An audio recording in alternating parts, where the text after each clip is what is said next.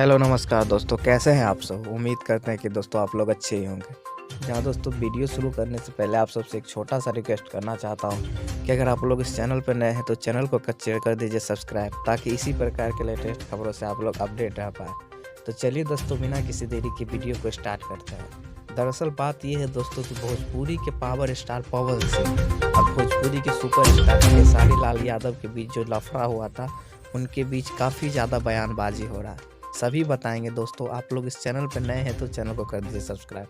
तो दोस्तों बता दूं आप लोग कि भोजपुरी के सुपरस्टार खेसारी लाल यादव, जी हाँ दोस्तों, भोजपुरी के सुपरस्टार खेसारी लाल यादव की बेटी कीर्ति भी इस लफड़ा में आ चुकी है। जी हाँ दोस्तों, बता दूं कि कीर्ति ने डायरेक्ट बता दिया पवन सिंह को, जो आप दारू पी के स्टेज शो करते हैं और बुरा भला मेरे पापा को बोलते हैं।